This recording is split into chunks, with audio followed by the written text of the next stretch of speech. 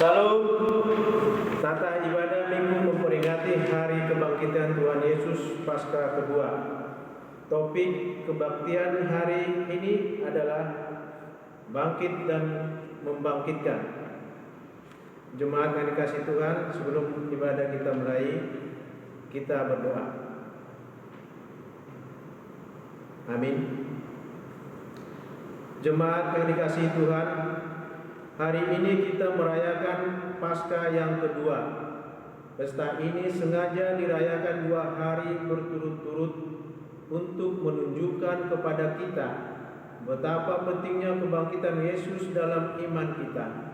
Tanpa kebangkitan Yesus, maka iman kita akan sia-sia. Karena itu, marilah kita rayakan Paskah ini penuh dengan sukacita, karena Yesus telah memberikan kehidupan bagi kita. Kita angkat pujian dari nyanyian buku NHKBP nomor 624 ayat 1.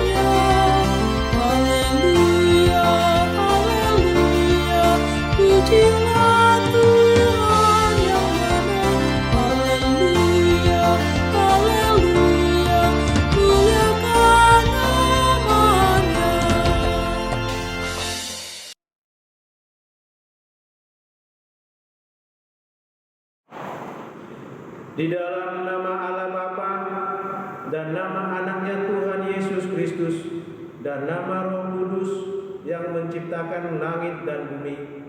Amin. Haleluya. Keselamatan dan kemuliaan dan kekuasaan adalah pada Allah kita. Ia yang telah membangkitkan Tuhan Yesus akan membangkitkan kami juga bersama-sama dengan Yesus. Haleluya. Haleluya, haleluya, haleluya.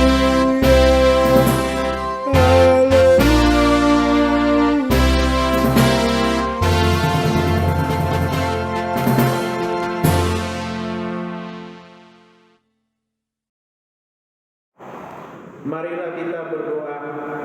Ya Allah Bapa, berikanlah Roh Kudus ke dalam hati kami, agar kami terhibur karena kebangkitan Anak-Mu Yesus Kristus Tuhan kami, supaya iman kami semakin kuat dan penuh pengharapan yang hidup, agar kami selalu mengingat bahwa kami bangkit dari kematian seperti Tuhan Yesus Kristus Tuhan kami. Amin. Kita angkat pujian dari nyanyian buku nyanyian nomor 90 ayat 1.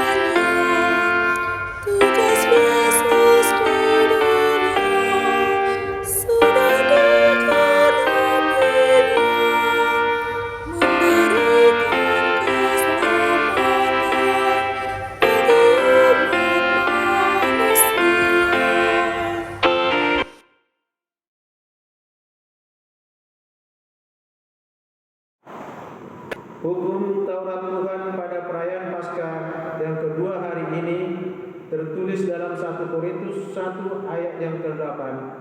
Ia juga akan menumbuhkan kamu sampai kepada kesudahannya, sehingga kamu tak bercacat pada hari Tuhan kita Yesus Kristus. Marilah kita meminta kekuatan dari Tuhan melakukan melakukan yang sesuai dengan hukum-Nya.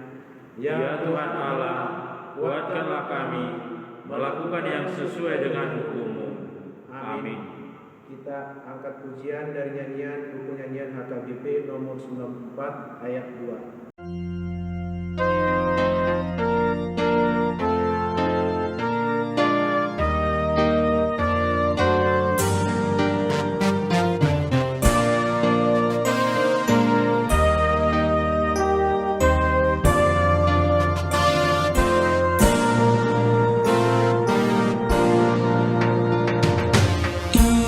Iblis tak kalah dan Yesus berkuasa. Dosa dan maut semua tak berdaya. Mari bernyanyi memuliakannya.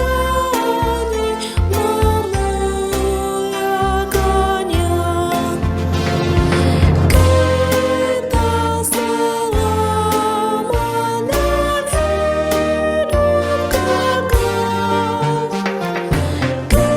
Kita selamat dan hidup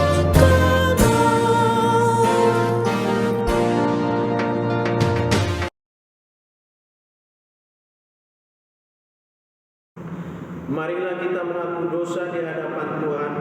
Kita berdoa. Ya Tuhan Allah, Bapa kami yang Maha Kuasa, Engkau mengasihi kami orang yang hina dan tercela ini. Kami datang ke hadapan-Mu mengaku segala dosa dan kesalahan kami. Sejak dilahirkan kami sudah bergelimang di dalam dosa. Kami tersesat dan menyimpang dari jalan Tuhan.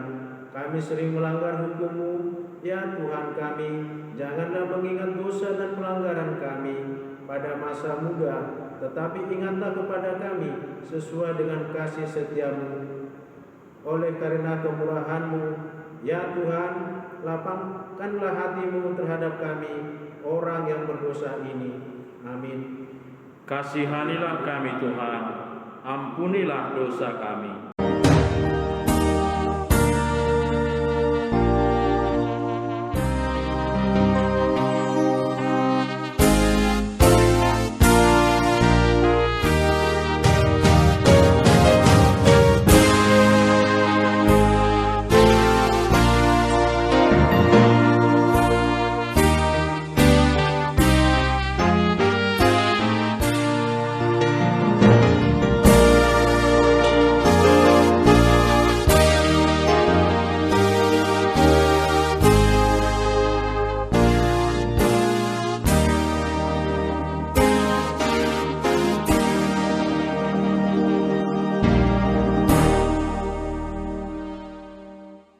Janji Tuhan tentang pengampunan dosa kita.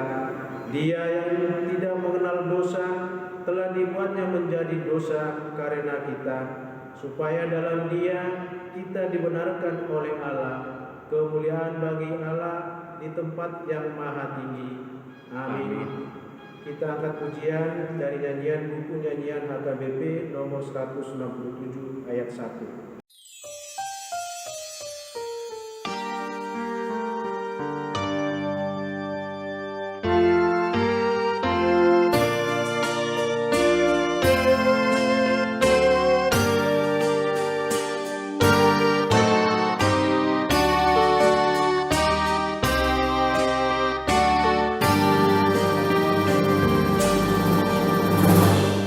Yesus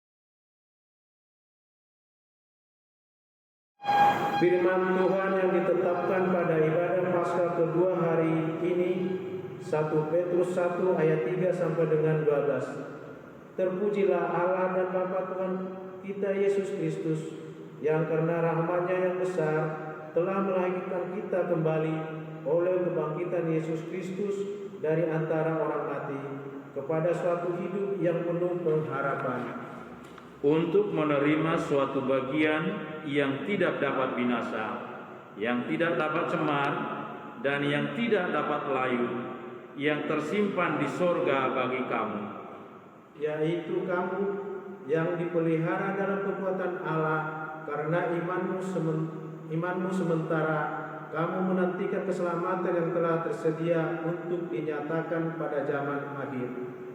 Bergembiralah akan hal itu, sekalipun sekarang ini kamu seketika harus berduka cita oleh berbagai-bagai percobaan.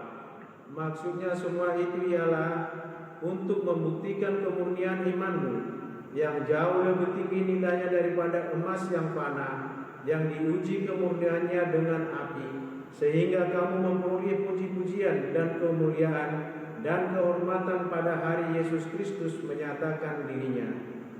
Sekalipun kamu belum pernah melihat Dia, namun kamu mengasihinya, kamu percaya kepada Dia.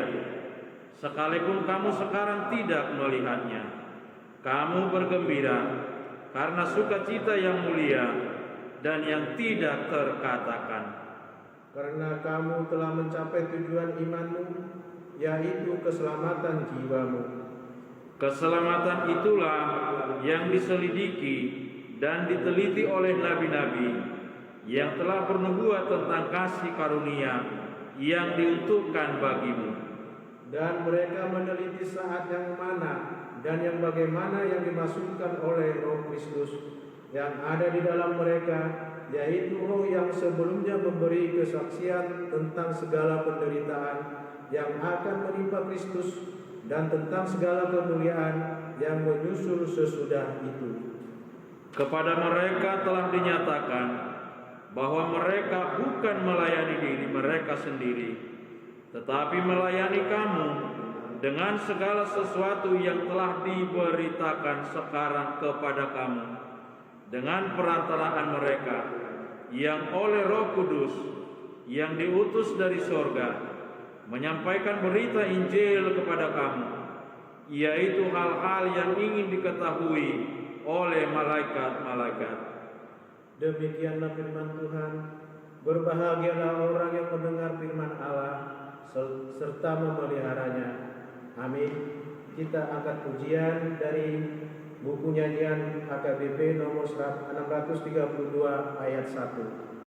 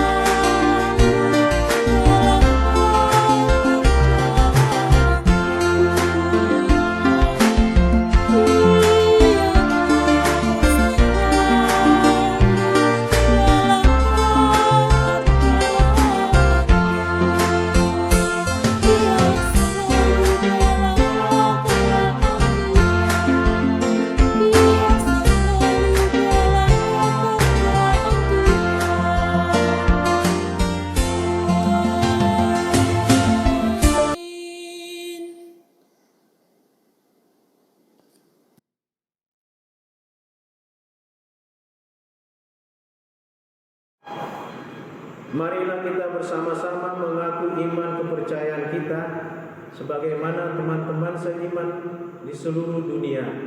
Kita bersama-sama mengucapkannya. Aku percaya kepada Allah, Bapa yang Maha Kuasa, Khalik langit dan bumi. Aku percaya kepada Yesus Kristus, Anaknya yang tunggal Tuhan kita, yang dikandung daripada Roh Kudus, lahir dari anak darah Maria, yang menderita sengsara di bawah pemerintahan Pontius Pilatus, disalibkan, mati dan dikuburkan, yang turun ke dalam kerajaan maut. Pada hari yang ketiga, bangkit pula dari antara orang mati, naik ke surga, duduk di sebelah kanan Allah, Bapa yang Maha Kuasa. Dari sana akan datang kelak untuk menghakimi orang yang hidup dan yang mati. Aku percaya kepada Roh Kudus dan adanya satu gereja yang kudus, persekutuan orang kudus, pengampunan dosa, kebangkitan daging, dan hidup yang kekal. Amin. Kita angkat pujian dari buku nyanyian AKBP nomor 89 ayat 1.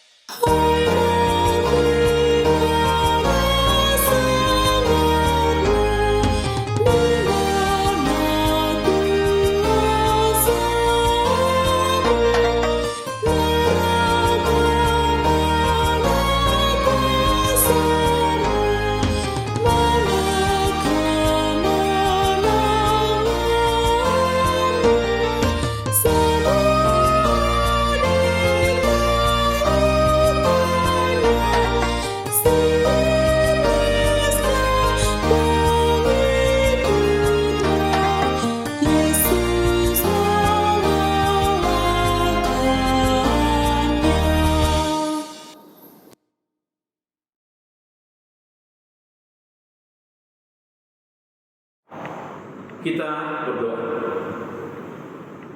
Damai sejahtera Allah yang melepuh segala akal akan memelihara hati dan pikiranmu dalam Kristus Yesus. Amin. Saudara-saudara yang kekasih dalam Kristus Yesus, firman Tuhan yang menjadi berita sukacita kita pada Paskah kedua hari ini, yaitu dari 1 Korintus 15, dimulai dari ayat yang ke-20 sampai dengan ayat yang ke-28. Demikian firman Tuhan. Tetapi yang benar ialah bahwa Kristus telah dibangkitkan dari antara orang mati sebagai yang sulung dari orang-orang yang telah meninggal. Sebab sama seperti maut datang karena satu orang manusia, demikian juga kebangkitan orang mati datang karena satu orang manusia. Karena sama seperti semua orang mati dalam persekutuan dengan Adam, demikian pula semua orang akan dihidupkan kembali dalam persekutuan dengan Kristus.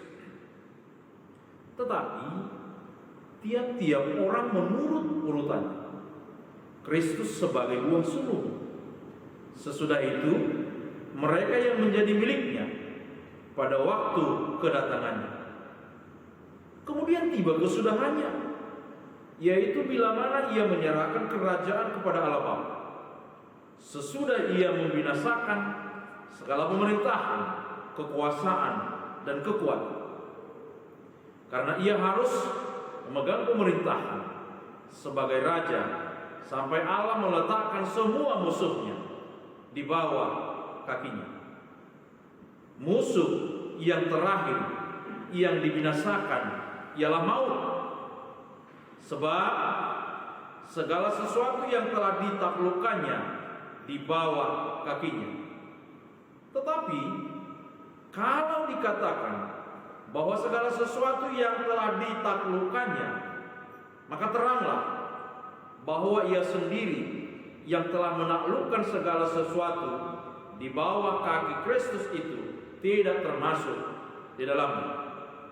Tetapi kalau segala sesuatu telah ditaklukkan di bawah Kristus, maka ia sendiri sebagai anak akan menaklukkan dirinya di bawah Dia yang telah menaklukkan segala sesuatu di bawahnya, supaya Allah menjadi semua di dalam semua. Demikian firman Tuhan. Shalom bagi Bapak Ibu sekalian, saudara-saudara sekalian. Ketika berbicara soal kebangkitan, maka kita lihat bahwa kebangkitan itu adalah satu misteri yang sangat sulit diterima oleh akal manusia. Karena bagaimana mungkin orang yang sudah meninggal hidup kembali? Dan kalau hidup kembali, bagaimana kehidupan orang yang sudah bangkit itu?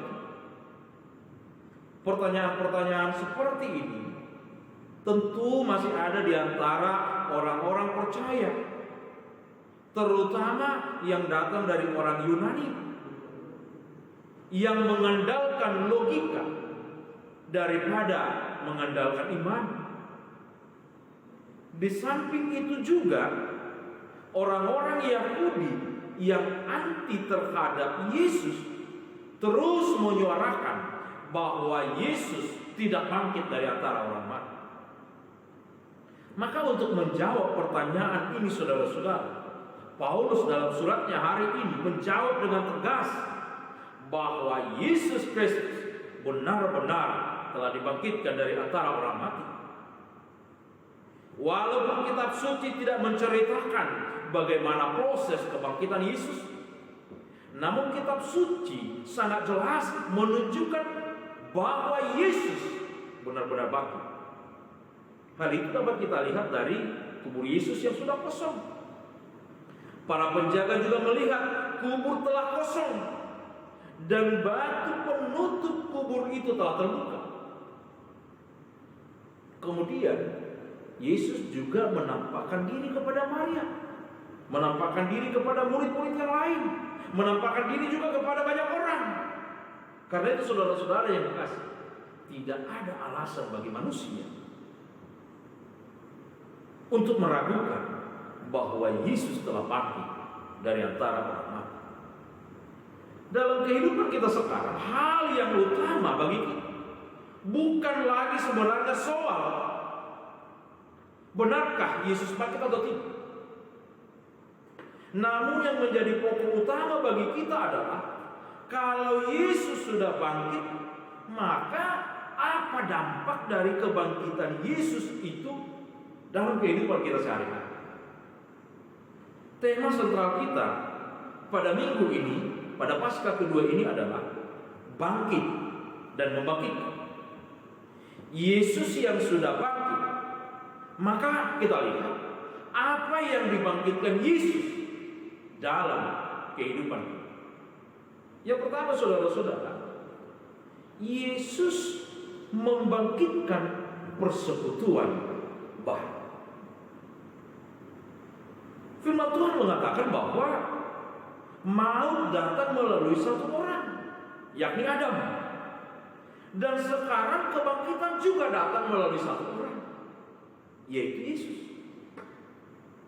Kebangkitan ini membawa kita kepada satu persekutuan yang baru, yakni persekutuan dalam Tuhan.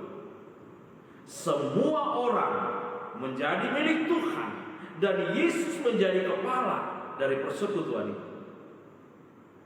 Sebelum kebangkitan Yesus, manusia hidup dalam kelompok masing-masing, mengutamakan kelompoknya.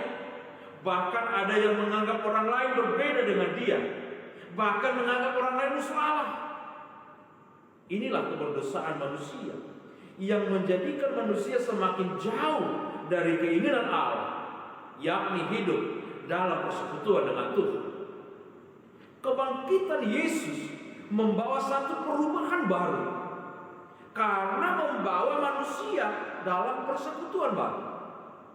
Yesus menjadi kepala dan semua yang lain menjadi anggota dari kepala itu sesuai dengan fungsi dari masing-masing anggota. Sebagaimana sering dilukiskan oleh Paulus dengan gambaran tubuh, di mana Yesus adalah kepala dan semua yang lain adalah anggota dan tidak terpisah satu sama lain. Walaupun mereka berbeda fungsi dan tugas. Karena itu, melalui kebangkitan Yesus hari ini, saudara-saudara, marilah kita satu sama lain sebagai anggota tubuh Kristus hidup dalam persekutuan baru, yakni di dalam Tuhan. Yang kedua, saudara-saudara, Yesus membangkitkan kita dan menjadikan kita menjadi milik Tuhan. Kebangkitan memberi kita keselamatan dan hidup. Dalam kematian Yesus, semua manusia lama kita dikuburkan, dan dalam kebangkitannya kita dibangkitkan menjadi manusia baru. Kebangkitan Yesus menjadi jaminan bagi kita untuk dibangkitkan bersama-sama dengan Yesus, karena kita telah menjadi milik Allah. Sebagai umat milik Allah, maka kita harus meninggalkan manusia lama kita dan memulai manusia baru, pola hidup baru, pola pikir baru, dan semuanya harus di dalam Tuhan. Yang ketiga, saudara-saudara, Yesus membangkitkan kita supaya kita tunduk hanya kepada Tuhan. Kebangkitan Yesus telah mengalahkan musuh kita, yakni maut. Maut tidak lagi berkuasa atas manusia, dan kepada Yesus semua kuasa diberikan, yakni kuasa di sorga dan kuasa di bumi.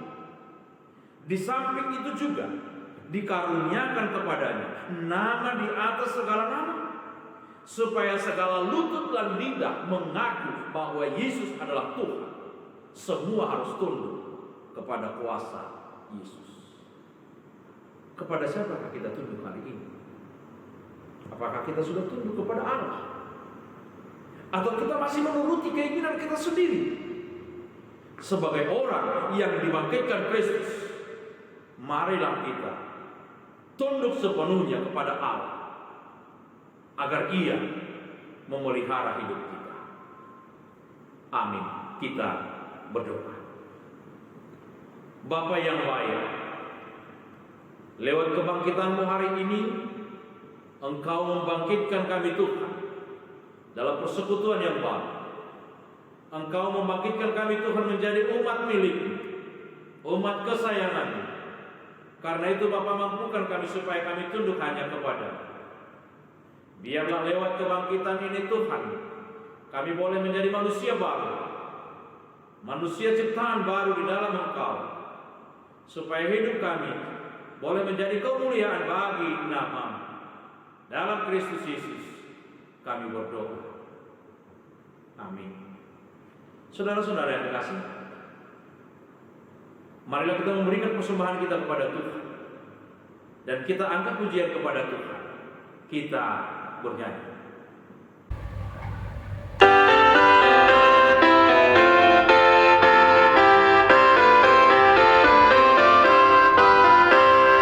Kristus bangkit sorgawan, haleluya. Dari kematian,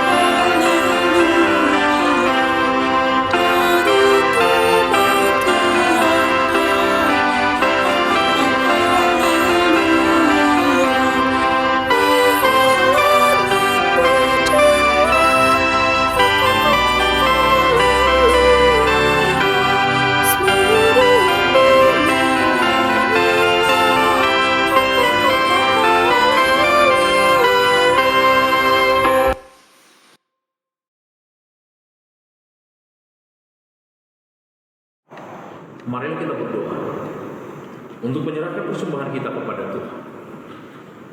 Ya Allah Bapa kami yang di sorga, kami mengaku bahwa Tuhan adalah sumber dari segala karunia yang melimpah dalam kehidupan kami masing-masing. Sebagian daripada karunia itu kami serahkan kembali sebagai persembahan kepada Tuhan. Terimalah dan berkatilah persembahan umat-Mu ini, agar dapat kami pergunakan untuk pekerjaan dan pelayanan kerajaan Tuhan di dunia ini. Bukalah hati kami untuk mengenal betapa banyak berkat dan karunia yang kami peroleh dari Tuhan, supaya kami senantiasa bersyukur kepada-Mu. Di dalam nama Yesus Kristus Tuhan kami. Amin. Tuhan karuniamu,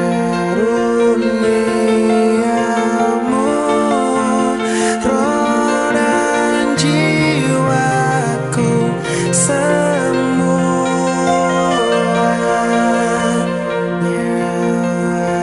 juga hidupku, harta milikku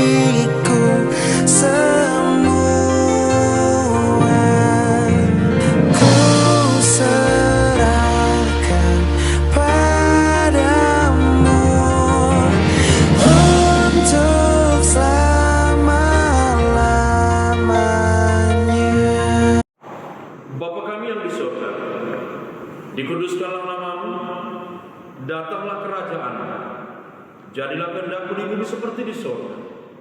Berikanlah kami pada hari ini makanan kami yang secukupnya, dan ampunilah kami akan kesalahan kami, seperti kami juga telah mengampuni orang yang bersalah kepada kami. Dan janganlah membawa kami ke dalam percobaan, tetapi lepaskanlah kami daripada yang jahat.